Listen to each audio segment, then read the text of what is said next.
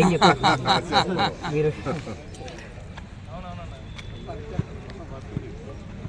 ఇవన్నీ మీరే చెప్పారు కదా, సామాజిక మాధ్యమాలలో ఎవరికి నచ్చినట్టు వాళ్ళు రాస్తున్నారు, ఎవరికి నచ్చినట్టు వాళ్ళు రాస్తున్నారు. మీరు ఒక్కసారి చూసుకుంటే ఈ 5 సంవత్సరాల్లో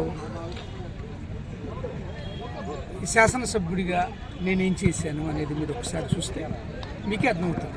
నాకు టికెట్ ఇస్తారా ఇవ్వరా, ఆ అర్హత ఉందా లేదా మీకు తెలిసిపోతుంది.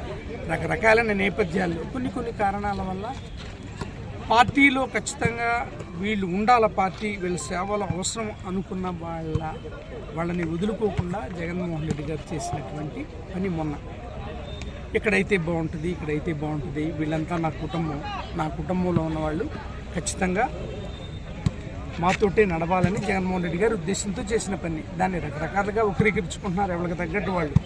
ఒక శాసనసభ్యుడికి గెలిచిన తర్వాత సహజంగా అర్హత ఏమొస్తుంది, అలా పనితీరుని బట్టి ఉంటుంది, అంతే కదా. అంతే, ఇందులో ఏముంది?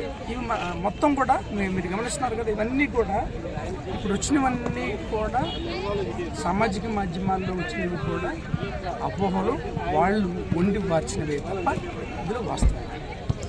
సార్, ఎన్నికల వ్యూహకర్త ప్రశాంత్ కిషోర్ చంద్రబాబుతో భేటీ అవుతాం, వైకాపా అపజయం అవుతుందని. ప్రశాంత్ కిషోర్ గారు ఇప్పుడు ఎన్నికల వ్యూహకర్తగా పనిచేస్తున్నారా? ఎక్కడ లేదు కదా. అదే టీము ఇప్పుడు వైఎస్ఆర్ కాంగ్రెస్ పార్టీతో పనిచేస్తుంది కదా. ఆయన ఎందుకు వాళ్ళతో కలిశాడనేది ఆయన చెప్పాలి. సడన్గా ఎలక్షన్ ముందు వచ్చినంత మాత్రాన ఏం వ్యూహాలు మారిపోతాయి, ఎలా చేయగలం? అసలు ఆయన అయిపోయాక అనేది ఆడదు కదా, ఆ టీమీ కదా చేస్తుంది. కాబట్టి ఆయన వచ్చి కలిశాడనేది కూడా రాజకీయంగా ఎక్స్పోజ్ చేస్తున్నారు, కానీ ఆ ఇంపాక్ట్ చూడాలి మనం. ఇప్పుడు వచ్చి ఏం చేస్తారు, అసలు దేనికోసం వచ్చాడు ఆయన, ఏం చేద్దాం అనుకుని వచ్చాడు, ఎందుకు ఇంతకాలం దూరంగా ఉండి ఇప్పుడే ఎందుకు వచ్చాడు ఆయన చేసేవాడైతే మిగతా వాటిల్లో కూడా చేస్తూ ఉండాలి కదా, యాక్టివ్గా ఉండాలి కదా. ఆయన పార్టీ పెట్టిన నేపథ్యం అన్నీ మీకు తెలిసినవే. కాబట్టి ఒక రకమైన దుమారాన్ని సృష్టించడానికి తప్ప నా వరకు ఇందులో పీకే పాత్ర ఉంటుంది, గణనీయంగా ఉంటుంది, లేకపోతే ఏదో గొప్పగా ఉంటుంది, మార్చేయగలరు అని అనుకోవడానికి ఏమాత్రం ఆస్కారం లేని వ్యవహారం.